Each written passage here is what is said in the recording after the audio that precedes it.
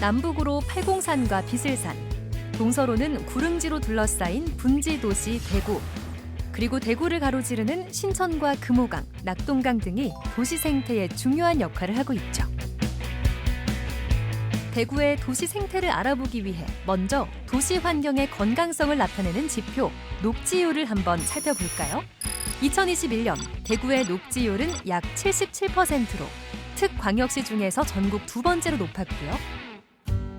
탄소 흡수와 미세먼지 저감 효과에 건강에 대한 관심이 올라가면서 도시림의 중요성도 높아지고 있는데요.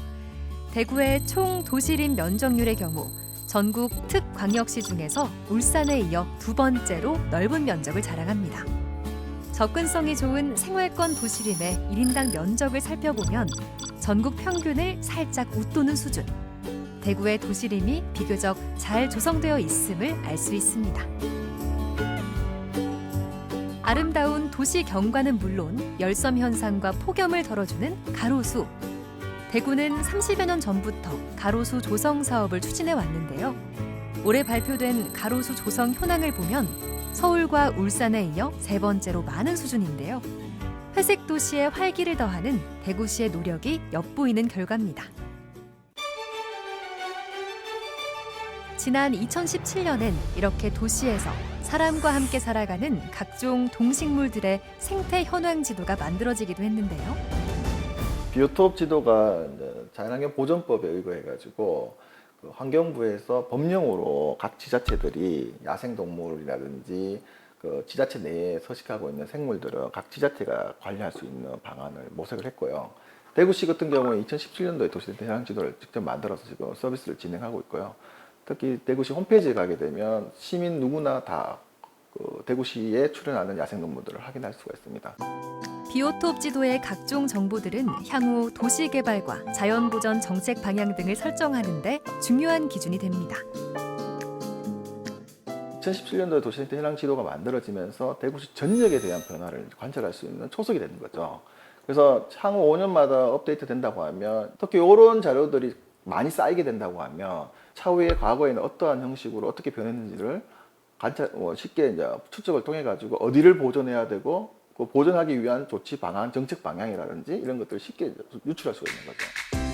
이 밖에도 대구시는 2010년부터 5년간 관내 야생생물 보호구역을 대상으로 생태조사 보고서를 만들어 왔는데요. 이를 통해 대구에 사는 생물종의 변화 양상을 살펴볼 수 있습니다. 우리가 2010년부터 지금까지 쭉 오면서 아시다시피 4대강 사업이라든지 여러 가지 사업들이 굉장히 큰 사업들이 많았습니다. 그래서 이 자료를 통해서 알 수 있던 거는 뭐냐면 이런 개발 행위가 일어났을 때는 생물량이 굉장히 줄고 개발이 끝나고 나서 어느 정도 안정화되게 되면 다시 생물 다양성이 높아지는 그런 현상들을 볼 수가 있었는데, 그리고 이제 2022년도에 만들어졌던 이 도시생태 현황 지도를 보게 되게 되면 개발이 이루어진 강한 지역에서는 생물상이 좀 적고, 그리고 그 개발 압력이 낮은 지역에서는 다양성이 굉장히 높다는 걸 한눈에 볼 수 있는. 특히 하천 생태계의 건강성을 나타내는 지표종인 수달의 활동 반경이 점점 커지고 있다는데요.